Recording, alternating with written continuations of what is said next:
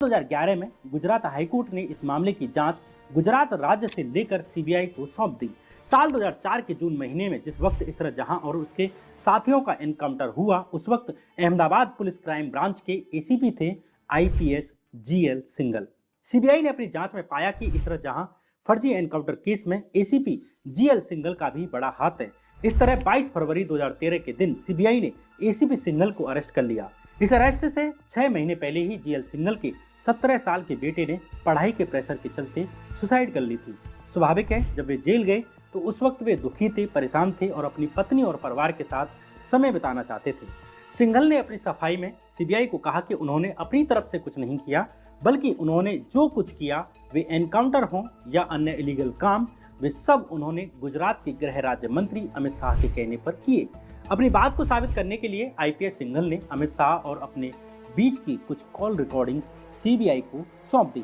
हालांकि ये call recordings Ishrat जहां केस की नहीं थी, ये कॉल रिकॉर्डिंग्स थी एक लड़की की जासूसी के लिए चलने वाले एक ऑपरेशन की। इन रिकॉर्डिंग्स में पता चलता है कि किस प्रकार अमित शाह के द्वारा इलीगल तरीके से एक लड़की का पीछा करवाया जा रहा था।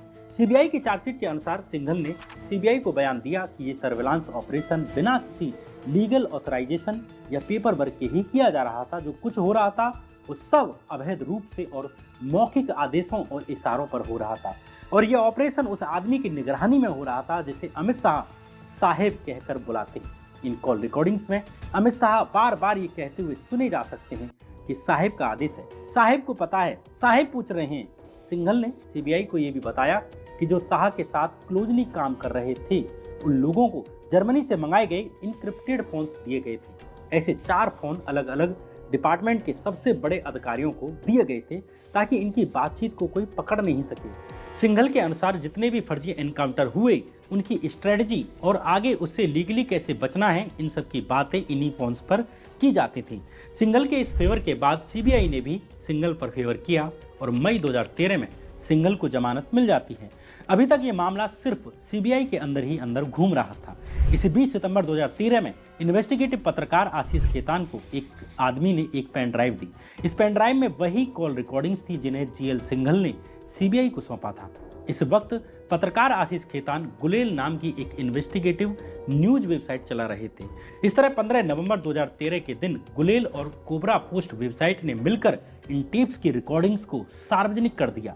कोबरा पोस्ट और गुलेल वेबसाइट के इस खुलासे ने भारत की राजनीति को हिलाकर रख दिया। साल 2014 के लोकसभा चुनाव सर पर थे। भाजपा नरेंद्र मोदी को प्रधानमंत्री पद के उम्मीदवार के रूप में घोषित कर चुकी थी और हर किसी की जुबान पर मोदी मोदी था। इस बीच बाहर आई इन कॉल रिकॉर्डिंग्स ने मोदी की इमेज को संकट में ला दिया। द स्टॉकर्स नाम से छपी इस रिपोर्ट में पीड़ित लड़की के असली नाम की जगह इसे माधवी लिखा गया है, इसलिए इस वीडियो में भी हम पीड़िता का नाम माधवी ले रहे हैं, उसकी पहचान उजागर नहीं कर रहे। कोबरा पोस्ट वेबसाइट पर छपी द स्टॉकर्स नाम की इस रिपोर्ट ने खुलासा किया कि कैसे माधुरी के साथ साथ गुजरात के एक आईएएस अधिकारी प्रदीप शर्मा पर भी सर्विलांस किया जा रहा था। उनके भी फोन टेप किए जा रहे थे। पत्रकार आशीष खेतान की किताब अंडरकवर के अनुसार जीएल सिंघल ने सीबीआई को बयान दर्ज कराया कि साल 2009 के बीच में मैं एंटी टेररिस्ट स्क्वाड यानी एटीएस में अहमदाबाद में एएसपी पोस्टेड था। जब अमित शाह ने मुझे म्यूनिसिपल कमिश्नर भावनगर यानी आईएएस प्रदीप शर्मा की गतिविधियों पर नजर रखने के लिए कहा, साथ ही मुझसे एक नौजवान लड़की माधुरी पर भी सर्विलांस रखने के लिए कहा।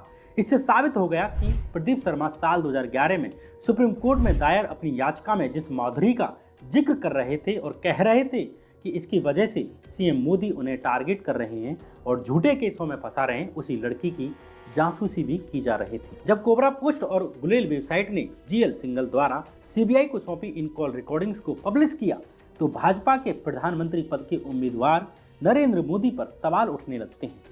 अब पूरी भाजपा और गुजरात सरकार इस केस को दबाने के लिए लग जाती है।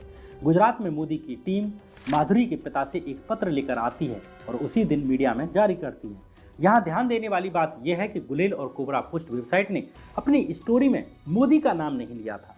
वायरल ऑडियो टिप्स में ये तो स्पष्ट था कि अमित शाह किसी साहिब को पल पल की खबर दे रहे हैं, बार बार पुलिस अफसरों से कह रहे हैं कि साहब का आदेश है, लेकिन अमित शाह के ऊपर ये साहिब कौन थे, ये टिप्स में इनका नाम लेकर नहीं बोला जा रहा था।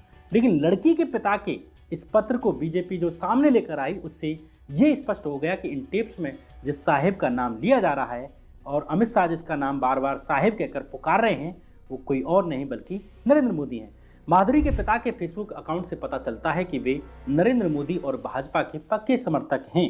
लड़की के पिता ने अपने पत्र में कहा कि वे और मोदी दोनों मित्र हैं। अपनी बेटी के ऊपर सर्विलांस लगाने के लिए उन्होंने ही कहा था, क्योंकि उन्हें अपनी बेटी की सुरक्षा की चिंता थी। इंडिया टुडे वेबसाइट की एक खबर के अनुसार लड़की के पिता ने कहा कि उनकी बेटी जो बंगलुरु में रहती है, वो अहमदाबाद में अपनी मां को अस्पताल में देखने के लिए आई थी, जहां उसकी मां की सर्जरी चल रही थी। इसलिए उसे अस्पताल से होटल जाना पड़ता था। इसलिए सुरक्षा के लिहाज से उन्होंने मोदी से मौखिक रूप से हेल्प मांगी। इसलिए मोदी ने उनकी बेटी को सुरक्षा दी है, न कि सर्विलांस किया है। लेकिन लड़की के पिता के इस बयान पर कई सवाल उठते हैं। पहला सवाल बड़ा ही सिंपल कि अहमदाबाद में किसी भी अस्पताल से शहर के किसी होटल की दूरी अधिक से अधिक आधे घंटे की, 1 घंटे की या अधिक से अधिक 2 घंटे की।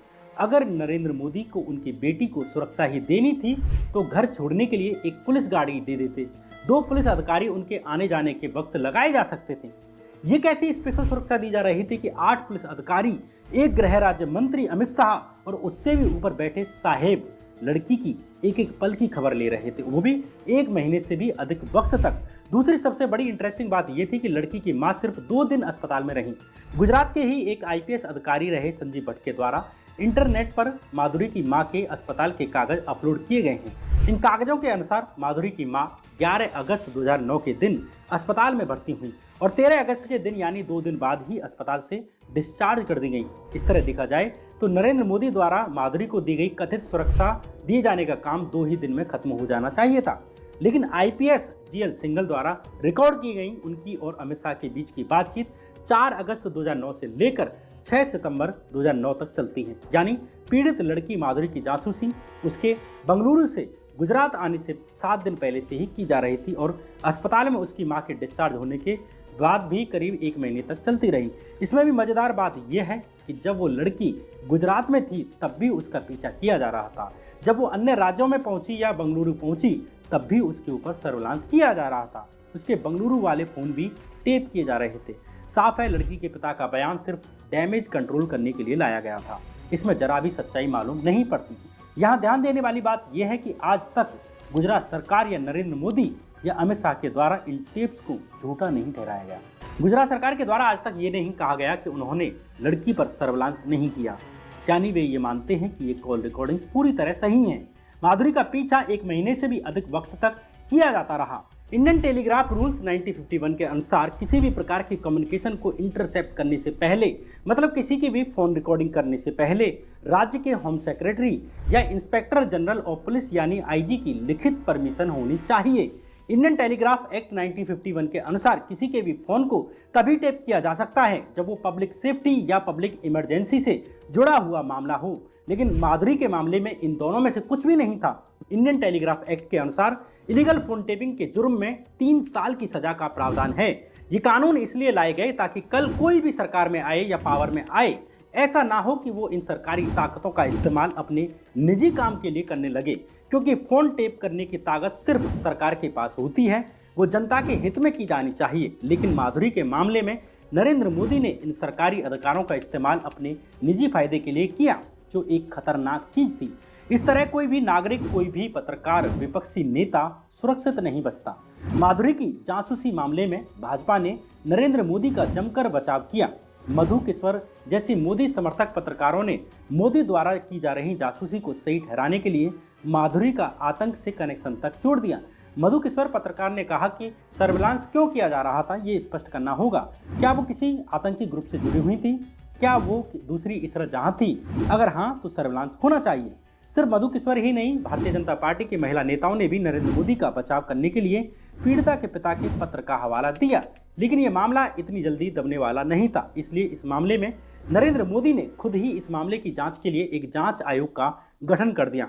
हालांकि मोदी की इस तत्परता को ऐसे भी देखा गया कि इससे पहले कि केंद्र सरकार यानी कांग्रेस सरकार कोई आयोग बनाए, उससे पहले ही खुद ही राज्य का आयोग घोषित कर दो। मतलब नरेंद्र मोदी ने अपने लिए तय कर लिया कि नरेंद्र मोदी की जांच कौन करेगा। इस 2 सदस्यीय आयोग के सदस्यों के इतिहास को लेकर भी सवाल उठे। इस 2 सदस्यों वाले आयोग की अध्यक्षता दी गई जज सुगन्या भट्ट को और दूसरे सदस्य थे केसी कपूर जो formal additional chief secretary of the Gujarat state रहे हैं। केसी कपूर 2006 में रिटायर हुए, यानी उन्होंने खुद अमित शाह के अंडर काम किया है। और जस्टिस सुगन्या भट्ट अपने रिटायरमेंट के बाद से ही गुजरात सरकार में ओबीसी आयोग की अध्यक्ष हैं। वैसे में वे कितनी निष्पक्षता से जांच करेंगे, ये सवाल आयोग के ऊपर उठे। इस आयोग को पहले अपनी जांच पूरी करने के लिए 3 महीने का वक्त दिया गया, लेकिन ये आयोग बार बार अपना समय बढ़ाने की मांग करने लग जाता। जैसा कि तय था कि मोदी द्वारा मोदी की ही जांच के लिए बनाए गए आयोग ने कोई काम नहीं किया, कोई परिणाम नहीं निकला, ना वक्त पर निकला, ना बाद में निकला। ये दरअसल साल 2014 के चुनावों तक इस मुद्दे को टालने के लिए बनाई गई एक कमेटी थी। मई 2014 आते आते पीड़िता माधुरी के पिता ने सुप्रीम कोर्ट में याचिका डाली कि इस केस से जुड़ी जांचों को बंद कर दिया जाए, न केंद्र कोई कमीशन बैठाए, न राज्य में जो जांच चल रही है वो जारी रहे। और इस वक्त एक बड़ी खबर यह आ रही है, स्नूप गेट या महिला जासूसी कांड में सुप्रीम कोर्ट में याचिका दाखिल की गई है और बकायदा लड़की के पिता ने कहा है कि यह जांच नहीं होनी चाहिए। इस याचिका में पीड़ित लड़की माधुरी की तरफ से कहा गया कि वो गुजरात सरकार के लिए थैंकफुल थी कि सरकार ने उसकी सुरक्षा की पर्सनल रिक्वेस्ट एक्सेप्ट की थी। इस बीच साल 2014 के मई महीने में ही केंद्र में सरकार बदल जाती है। गुजरात के मुख्यमंत्री नरेंद्र मोदी अब देश के प्रधानमंत्री बन चुके थे। पीड़िता के परिवार ने गुजरात हाईकोर्ट में याचिका डाली कि गुजरात सरकार द्वारा इस जासूसी मामले में जो जांच चल रही है उसे बंद कर दिया जाए। और इस तरह 10 अक्टूबर 2014 के दिन गुजरात हाईकोर्ट ने स्नूप मामले की ये जांच बंद कर दी। इस तरह इनडायरेक्टली ही गुजरात दंगों की तरह ही अन्य फेक एनकाउंटर मामलों की तरह ही अमित शाह और नरेंद्र मोदी इस मामले में भी क्लीन चिट पाने में सफल रहे। पीड़िता माधुरी के बारे में पत्रकार राजदीप सरदेसाई साल 2014 के इलेक्शंस पर लिखी अपनी किताब में लिखते हैं कि बताते हैं कि इस विवाद के केंद्र महिला और उसके पति को अहमदाबाद से पेरिस भेज दिया गया था। स्नूपिंग का ये पूरा केस पूरे गुजरात मॉडल की पोल खोल देता है कि किस प्रकार गुजरात मॉडल काम कर रहा था। प्रदीप शर्मा ऐसे अकेले अधिकारी नहीं थे जिन्हें मोदी ने गुजरात का सीएम रहते हुए टारगेट किया, बल्कि उनके भाई आईपीएस कुलदीप शर्मा के साथ भी यही हुआ। आईपीएस संजीव भट्ट आज भी जेल में हैं। आईपीएस आरबी श्री कुमार को भी इसी तरह से परेशान किया गया, उन्हें रिटायरमेंट लेनी पड़ी।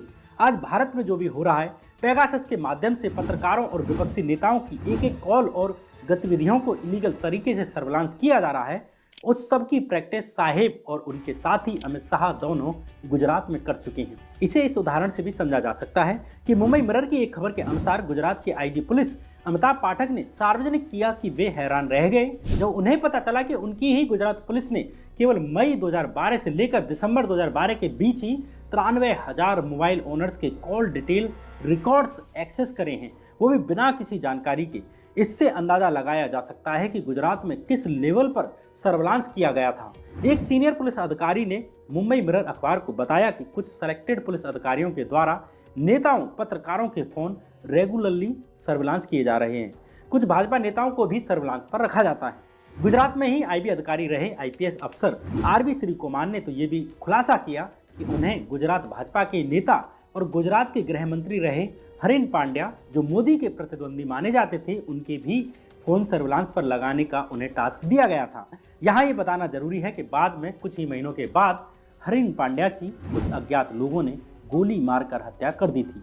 इसे लेकर मैंने एक डिटेल्ड वीडियो बनाई है जिसकी लिंक आपको कमेंट बॉक्स में और डिस्क्रिप्शन बॉक्स में मिल जाएगी। आप यूट्यूब पर हरीन पांड्या श्याम मीरा सिंह सर्च करके भी इस वीडियो को ढूंढ सकते हैं। इस तरह जहाँ नरेंद्र